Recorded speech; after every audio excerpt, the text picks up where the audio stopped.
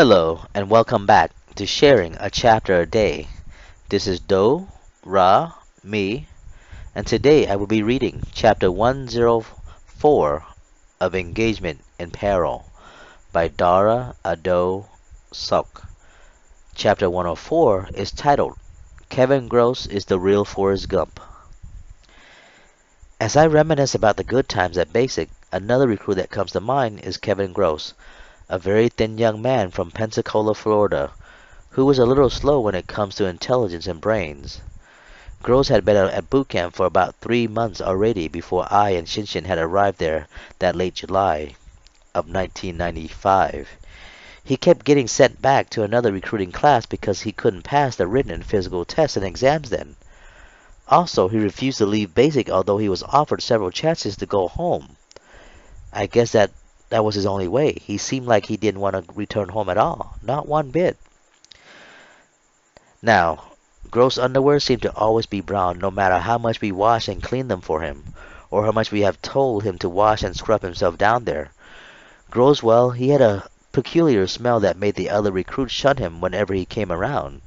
His odor carried a sour, tainted scent, and at times got on our nerves, but Company 388 accepted him for being his smelly way, and eventually his differences grew on us. Gross was born mentally retarded. He was slow mentally and physically, but he was functional in most things. I guess MEPS thought enough of him to have allowed him to join the armed services. I'm sure he must have had a hard life growing up in Pensacola during his younger days, going to school and being looked at and treated differently by classmates and peers. I guess Gross wanted to get away from all that. I guess he wanted to be accepted here at Basic. That's why he refused to go home. Shinshin and I accepted Gross as a shipmate and friend. We didn't see him for his disability. We saw him as a person who just needed a little help, direction, guidance, and a little push every now and then to get things done. Shinshin respected Gross more than anyone else in our company. He seemed to look over him at all times, making sure he was focused and understood what was going on during our test and trial at Basic. At times, Shinshin even took Gross on his mail runs, with the permission of the RDC, of course. Maybe Gross even got lucky one or two times then with the female recruits or two, just like that of Shinshin, or I like to think of. If Shinshin took him along on his run, maybe Gross got his nut off too with someone at Shinshin's expense. No one knew. He had never mentioned it to me then. I'm sure he made some plans for Gross then. One time during a decathlon competition against other recruiting company in the vast Great Lake Command, an event all recruits are required to participate in, there were several different events. The four-man race, push-up, sit-up, and other competition. Gross being weak and so scrawny, he was placed in only one event, an event that we all knew he could do. Kevin Gross was placed in the four-man race competition, and boy can Gross run. Everyone nicknamed him Forrest Gump. And that suited him well because he had the same mentality and was able to run really fast, just like the character that Tom Hanks played in that terrific movie about a man who was born different and with some disability physically and mentally, and eventually became an icon for many generations ahead. Excited from the name calling and jeers of Gump, Gump, Gump, Gump, Gross zoomed through the first quarter of the race ahead of the other competitors. All of a sudden, a leg stuck out of the bunch-seated crowd. Someone had stupidly, purposely put his leg out and tripped Gross. The horrendous act was intentionally planned, and that didn't sit well with Shinshin. Unable to balance and catch himself from the fall, Gross' whole body flung downward, and with most of the blow, his face slammed down with a thud against the tile floor. His nose had been broken, with blood gushing from his nose and flowing all over his face and neck. We all looked on in astonishment. Gross hurriedly got up and took a quick look in our direction for assurance and continued to run on. We all erupted in cheers, and from there, the race didn't matter to us anymore. Company 380 and the rest of the recruiting classes all clapped down on the tile floor, thumping and stamping with screams of Gross's name. Encouraging him onward, he seemed to smile in a bloody mess as blood flew from left to right from his nose and face as he ran onward until he reached his relay partner to finish the rest of the race during that decathlon trials.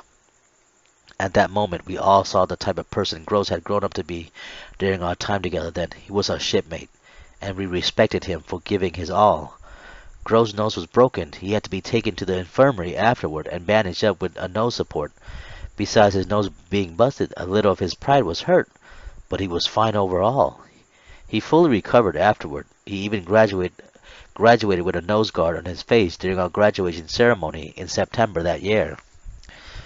While all the cheering and screaming was going on with the soaked crowd of recruits and onlookers, Shinshin went after the male recruit who had tripped and troubled Gross. With his keen sense and sight of his surroundings, Shinshin knew exactly who did the mischief to our friend and fellow shipmate Kevin Gross then. In our eyes then, Kevin Gross was the real life Forrest Gump. Shinshin rushed from my side and made his way through the packed crowd of rowdy recruits and snatched the assailant by the neck with his bare hand. But before he was able to put another aggressive hand on the accused, he was suddenly stopped by several RDC who saw the whole thing too, and have also made their way toward the direction of the tripping scene to catch the assailant. Whispering into Shinshin's ear, they advised Shinshin to release the assailant and that they will handle it from there. Once Shinshin had released his mechanical clutch, you can see the dark bruises that had already formed from Shinshin's palm and finger and sudden, quick clutch of the assailant's neck. They took the idiotic recruit into custody and marched him off and out of the competition hangar then. I'm sure the stupid person got what he deserved. I'm sure he was reprimanded and probably punished, maybe sent back to another class and perhaps booted out of the service altogether for his ignorance. I hope he was sentenced at least for a couple of days in the brig or whatnot. He was lucky that Shinshin wasn't able to lay another hand on him then. I shun to imagine what might have happened to, or might have what he have done to that recruit if he hadn't been abruptly stopped by the RDCs. The happiest day for Kevin Gross' life then was when he graduated with our class and company that late September morning. He was so happy to finally leave boot camp after so many months there struggling through from company to company. He seemed proud of himself for completing the long, rigorous ordeal that he had never given up on. During one of the night before our bedtime, Kevin had said that he'll hook me up with his sister in Florida when he sees me again in the future. From the notion, Shinshin laughed and demanded that he too should be hooked up with Kevin Gross' sister. Thinking back, Kevin made us laugh. At times, Shinshin and I would tease him about his baby sister, telling him that what we would do to her if we would ever get to meet and greet her in Pensacola.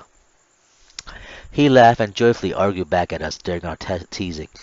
He was so relieved when he graduated with us then. Shinshin had told me that he saw the tears trickle down Gross's green eyes while we stood there during graduation procession, and at that moment I heard soft whimpers radiating from his direction, and soon after graduation, Gross was sent off to an aircraft carrier which he was his next duty station because he didn't have a designated rate, a non-designated job assignment. He was sent to a ship to chip and paint ships. He has now become a boatswain mate, just like our head RDC, Chief Enbeck. Basic lasted for about 9 long, rigorous weeks. Shinshin, Hassan, Gross, and I, and the rest of the Company 388 graduated in late September that year, with all the possible honors bestowed upon us. Our last night together before graduation, we were all given a little treat from our RDCs.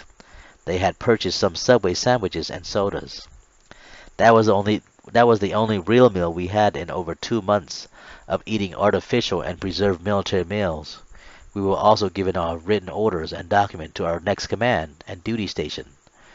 Gross was sent to an aircraft carrier. Hassan and I were sent to San Diego to attend Hospital Corpsman's A School and the Naval Medical Center. Shinshin had orders to buds in San Diego, mainly the Coronado area, but at a different site, only minutes away from each other by car from San Diego. None of us had expected to see each other again once we graduated and went our separate ways to finish our Navy career and obligations then. Thank you for listening. This is the end of Chapter 104. Be on the lookout for Chapter 105, titled Basics, Graduation, and Away We Go. This is Do, Ra, me, and I'll see you later. Thank you